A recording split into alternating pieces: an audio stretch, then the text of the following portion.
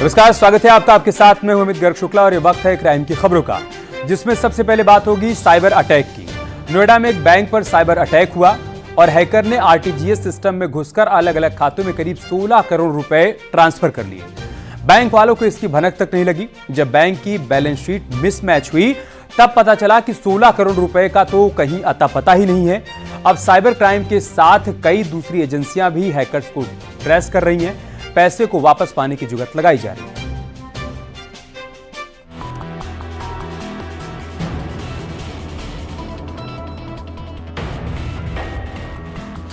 Hackers का attack, security crack.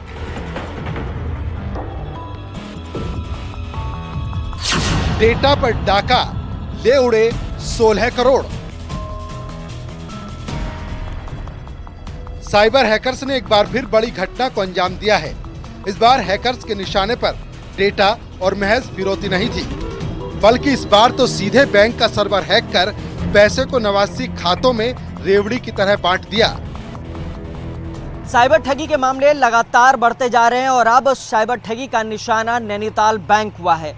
Nainital bank के server को हैक करके 16 करोड़ रुपए निकाल लिया गया और इस समय हम सेक्टर 62 में नैनीताल बैंक के बाहर ही मौजूद हैं और आपको बता दें कि यहाँ पर 16 करोड़ रुपए से ज़्यादा हैक करके निकाल लिया गया है। आईडी पासवर्ड का इस्तेमाल किया गया और उसके बाद ये अमाउंट 89 बैंक खातों में ट्रांसफ़र किया। ये बैंक 19 राज्यों में है, जिसमें दिल्ली, एनसीआर सहित कई जो स्टेट्स हैं वहाँ पे भी जो ब्रांच है वहाँ पे इन खातों में पैसा ट्रांसफ़र किया गया। नोएडा में नैनीताल बैंक का सर्वर हैक कर ठगों ने 16 करोड़ से ज्यादा रुपए ट्रांसफर कर लिए। हैरत की बात तो ये है कि बैंक को कई दिनों तक हैकिंग का पता ही नहीं चला और वो लोग बार बार बैलेंस शीट को मिलाते रह गए। बैलेंस शीट का सही मिलान न होने पर बैंक कर्मचारियों के होश उड़ गए। तब जाकर एहसास हुआ कि उनके सर्वर पर साइबर अटैक हुआ है। अब नैनीताल बैंक के आईटी मैनेजर ने साइबर क्राइम थाने में एफआईआर दर्ज कराई है।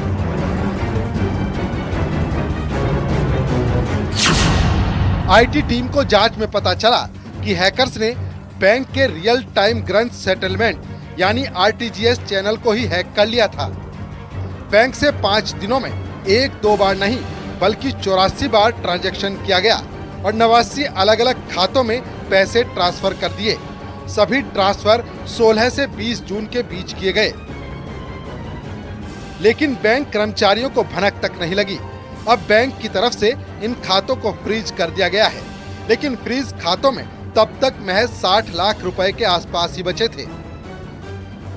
इस बात से इनकार नहीं किया जा सकता कि चूंकि ये बैंक मैनेजर का कोड है और बैंकों की आईडी को हैक करना बहुत मल्टी लेयर सिक्योरिटी बैंक्स में होती हैं, इस संभावना से इनकार नहीं किया जा सकता कि इसमें बैंक वालों की भी किसी अधिकारी या किसी व्यक्ति या किसी कर्मी की मिलीभगत हो सकती है। अब तक की जांच में ये पता नहीं चला कि हैकिंग को कैसे अंजाम दिया गया। क्या हैकर्स ने सर्वर में घुसने के लिए इंटरनल एक्सेस हासिल किया था या फिर की लॉगर जैसी स्पाइस टेक्निक से सर्वर में सेंध लगाई। 89 बैंक खाते मिले हैं। मनी ट्रेल खंगाली जा रही है। दिल्ली में कुछ खाते मिले हैं, कुछ खाते नोएडा में भी थे और बताया जा रहा है कि ये फ्रॉड करने से कुछ दिन पूर्व ही ये खाते खुलवाए गए थे और उसके बाद इन बैंक खातों में पैसा ट्रांसफ़र किया गया था और जो पैसा है वो विड्रॉल भी कर लिया गया है। फिलहाल जो पुलिस है वो इस चीज़ से इनकार नहीं कर रही कि इस पूरे प्रकरण में बैंक कर्मी भी इन्वॉल्व हो सकते हैं। जिन बैंकों में धोखाधड़ी कर रुपए ट्रांसफर किए गए उन बैंकों को ईमेल भेजा गया है। खातों को फ्रीज करने के लिए कहा गया है ताकि ट्रांसफर रुपए वापस आ सके। साइबर क्राइम थाने के साथ ही RBI SSM team, RBI CSITE team, CERT इनको शिकायत की गई। ये सभी एजेंसियां जांच में जुटी हैं। देखिए, करीब प्रथम दृष्टया करीब 89 जो बैंक खाते हमें मिले हैं वो विभिन्न राज्यों में इनके अकाउंट खोले गए हैं। कुछ हमारे नोएडा में भी खोले गए हैं, कुछ दिल्ली के हैं, कुछ अन्य राज्यों के हैं। अभी ये विवेचना का विषय है और इसमें अभी गहनता से कार्रवाई की। इस संबंध में चूँकि बहुत बड़ा क्राइम है, बैंकों के साथ क्राइम की घटना घटी है, तो इसमें आरबीआई ने अपने स्तर से कोई इंटरनल इंक्वायरी कंस्टिट्यूट की होगी इसमें हमें सर्ट के द्वारा भी कुछ इंक्वायरी की जा रही है। दरअसल हैकिंग के खेल का खुलासा तब हुआ जब बैंक की बैलेंस शीट में गड़बड़ी मिली। 16 जून को आरटीजीएस खाते के बैलेंस शीट से 3,60,94,020 रुपए का डिफरेंस मिला। 18 जून को भी आरबीआई बैलेंस शीट मेल नहीं खा रही थी। शुरुआत में आरटीजीएस टीम को लगा कि सिस्टम लाइन में कुछ समस्या होगी, लेकिन 20 जून को आरबीआई सिस्टम की समीक्षा की गई तो पता चला कि बैंक से 84 बार लेन देन में धोखाधड़ी हुई है। अब साइबर क्राइम यूनिट पूरे मामले की जांच कर रही है। Bureau report, news 18।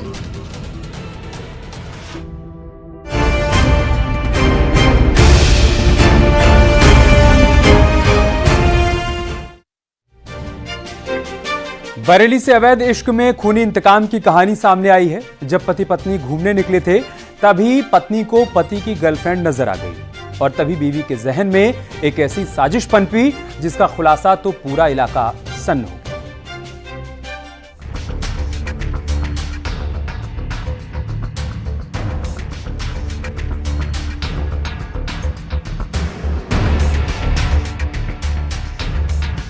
गर्लफ्रेंड को बुलाया, बीवी के साथ घुमाया।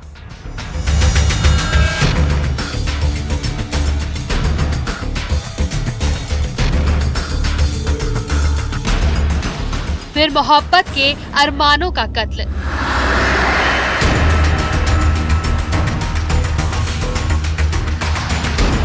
बरेली पुलिस को खबर मिलती है कि नवाबगंज थाना इलाके में एक लड़की की लाश पानी में तैर रही है। लाश किसकी है, कैसे मौत हुई, इस बारे में इन्फॉर्मर ने कोई खबर नहीं दी। लिहाजा फौरन पुलिस मौके पर पहुंची और लाश को बाहर निकाला तो मौकाए वारदात के मंजर ने हिला कर रख दिया। लड़की कल बरेली आई थी और उसको मोनू गुप्ता की औरत ने, मोनू गुप्ता ने फोन करा था कि इस मिल जाओ हमें आगे। तो जी आगे मिली तो उस लड़की ने, इस औरत ने गाड़ी और पर्स वहीं रखवा दिया, इसको गाड़ी में बैठा के ले गई। मोनू गुप्ता की पत्नी ले गई? हाँ, पत्नी ले गई थी। वहाँ के लोगों ने बताई कि पन्नी में लिपटा के यहाँ से ले गए, मगर उसी पे पुलिस ने कोई सुनवाई हमारी नहीं करी। कह रहे नहीं, हम ऐसे कैसे कर देंगे, हम तुम्हारी वीडियो बनाएंगे। कैसी कार्रवाई, आप बताओ ना, हमारी तो लड़की मार दी है। पुलिस ने पड़ताल शुरू की तो पहली ही नजर में मामला कत्ल का नजर आया। लड़की के गले पर धारदार हथियार के निशान थे, उसकी उंगलियां भी कटी थी। सवाल ये था कि कोई इतनी बेरहमी से लड़की को क्यों मारेगा। थाना हाफिजगंज में प्रातः 8:15 बजे करीब द्वारा दूरभाष सूचना प्राप्त हुई कि फैजुल्लापुर लिंक मार्ग पर पानी में सड़क के किनारे एक 23 वर्षीय युवती का शव पड़ा हुआ है। तत्काल पुलिस टीम मौके पर पहुंची है। शव को प्रथम दृष्टया देखने पे उसके सर पर पीछे की तरफ खूनालूदा चोट के निशान तथा हाथ पे कटे का निशान दिखाई दे रहा था। शुरुआती जांच में ही पुलिस को ये खबर मिली कि लड़की के मोनू गुप्ता नाम के शख्स से जान पहचान थी। दोनों के बीच 5 साल से दोस्ती थी, लेकिन सवाल ये था कि मोनू का लड़की से क्या नाता, तो इसका भी जवाब जल्द ही सामने आ गया। नवाबगंज के रहने वाले मोनू गुप्ता किराने की दुकान चलाता है और उसके किराने की दुकान पर जो मृतका है वो जाया करती थी। धीरे धीरे उनकी नज़दीकियाँ बढ़ गईं और इस बात को लेकर 5 साल हो गए। ये जो मोनू गुप्ता है, इस पे जो आरोप लगा है, इसकी इन्हीं बातों को लेकर उसकी पत्नी से नाराजगी रहती थी। रविवार रात लड़की अपनी फुफेरी बहन के साथ स्कूटी से घर जा रही थी। तभी रात में मोनू गुप्ता अपनी कार से पहुंचा। मोनू के साथ उसकी पत्नी भी थी, लिहाजा लड़की मोनू के साथ कार में बैठ गई और इसी के बाद वो लड़की अचानक गायब हो गई। इसमें और गहनता से जानकारी करने पर पता चला कि विगत रात्रि थाना हाफिजगंज में ही एक मुकदमा अपराध संख्या 299/24 अंतर्गत धारा 87 भारतीय न्याय संहिता मृतका के भाई के द्वारा मोनू गुप्ता तथा मोनू गुप्ता की पत्नी को नामजद करते हुए लिखाया गया है। इधर देर रात तक जब लड़की घर नहीं लौटी तो परिवार वालों को चिंता सताने लगी। उसका फोन भी लगातार बंद आ रहा था, लिहाजा फुफेरी बहन ने परिवार को सारा सच बता दिया। कहानी समझ आते ही पुलिस ने पहले किरदार यानी मोनू की पत्नी को पकड़ा, जिसने पूछताछ में सारा सच उगल दिया। मोनू की पत्नी ने 2 कहानियां बताई। पहली कि वो लड़की मोनू की गर्लफ्रेंड थी और दूसरी कि उसका कत्ल हो चुका है। बताए पते पर जब पुलिस पहुंची तो मंजर देख होश उड़ गए। लड़की के साथ क्रूरता की गई है और लड़की के जो उसकी गर्दन काटी गई थी और हाथ की उंगलियां काटी गई थी, कपड़े भी अस्त व्यस्त पड़े थे। पुलिस की जांच में पता चला कि 1 साल पहले मोनू इसी लड़की के साथ कचहरी के गेट पर देखा गया था, जिसके बाद पहले तो लड़की के परिजनों ने मोनू को पीटा था, फिर मोनू की बीवी ने भी उसकी पिटाई की थी, जबकि उसने पहले ही लव मैरिज की थी। अब सवाल ये है कि क्या इस कत्ल में मोनू की बीवी शामिल है?